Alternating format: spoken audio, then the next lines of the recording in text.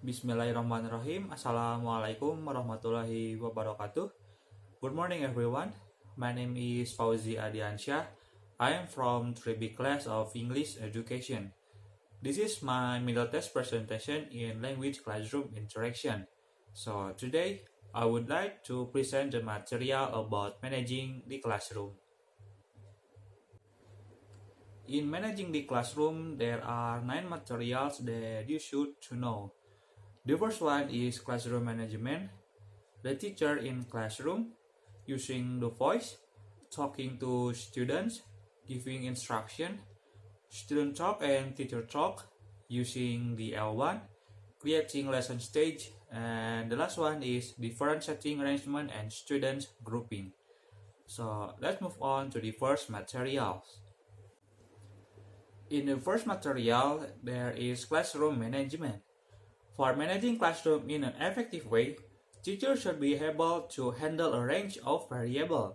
It consists of organizing classroom space, student working, and classroom time. Also need to notice how teacher appear to students, how we use the voice, the way teacher talk to students, who talk most in the lessons, and the role of mother tongue in lessons. The teacher in the classroom. Teachers should consider the physical presence and behavior in the classroom. And also, teachers should consider the way we move, stand, respond to what happened in the class, and the degree of awareness to the classroom situation. Other issues that have a direct bearing on the student perception of teachers are related to the proximity, appropriacy, movement, and awareness. Proximity. It means that teachers need to consider how close they should be to the student they are working with. Some students are uncomfortable if their teacher stands or sits close to them. For some, on the other hand, distance is a sign of coldness. Appropriacy. Appropriacy is related to the position teachers take in the class. It makes strong statement about the kind of person the teacher is. It is important, therefore, to consider what kind of effect such physical behavior has, so that we can behave in a way which is appropriate to the student we are teaching, and the relationship we wish to create with them. Movement. Movement concerns how much we move around the classroom. This depends on our personal style, where we feel most comfortable for the management of the class, and whether or not we want to work with smaller groups. Awareness. Awareness is related to assess what students do in class and where possible and how they feel.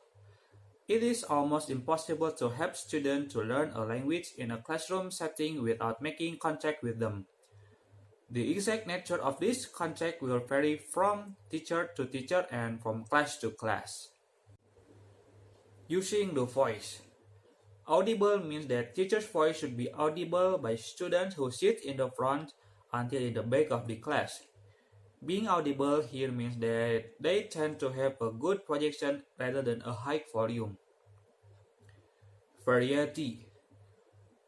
Teachers should vary the volume of voice that depends on the activity.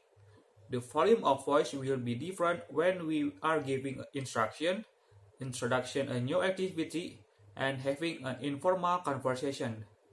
Conservation. It means that teachers should control their voice by emphasizing the important thing to conserve their voice. Talking to students.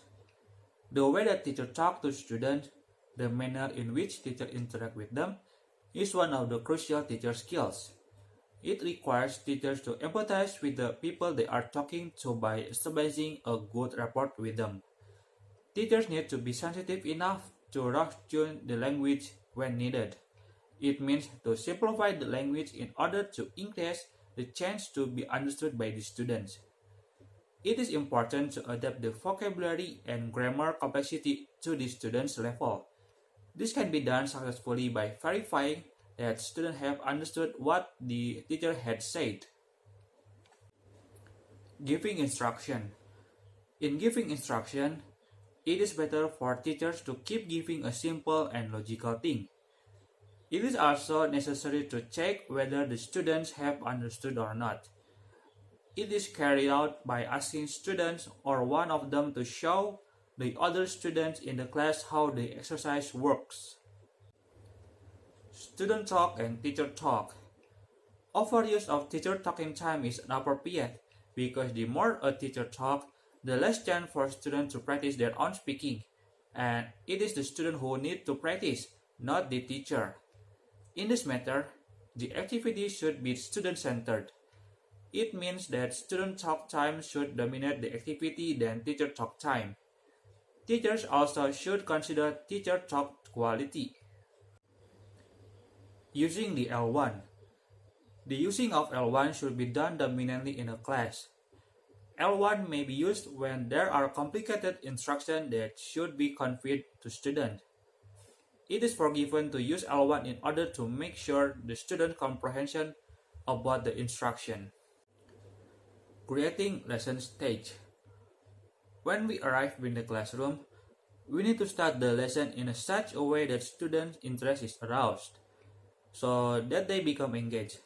Where possible and appropriate, we will tell the student what they will be doing, or in different kind of lesson, discuss with them what they can achieve as a result of what they are going to do. When an activity has finished and or another one is about to start, it helps if teacher make this clear through the way they behave and the things they say. It helps students if they are made clearly aware of the end of something and the beginning of what is coming next. Different seating arrangement. Different arrangement of chairs and tables indicate the number of different approaches. Orderly rows, for example, are used to make lecturing easier, enable the teachers to maintain eye contact, to explain a grammar point, or watch a video. The objective of using orderly rows is to have all student attention on what is happening in front of them. Circle and horseshoes are used when the teachers want to be in a class-dominating position in the classroom. This type of arrangement allows students to see each other, to share feelings and information through talking, eye contact, or expressive body movements. Separate tables are used to ask students work in small groups. Teachers can easily work around checking student work and helping out if students are having difficulties. Students at table can get on their own work while the teacher helps, explain or correct students at another table. That's enough from me. This is the end of my presentation. I'm sorry if there's any mistakes and weaknesses. Thank you for your attention.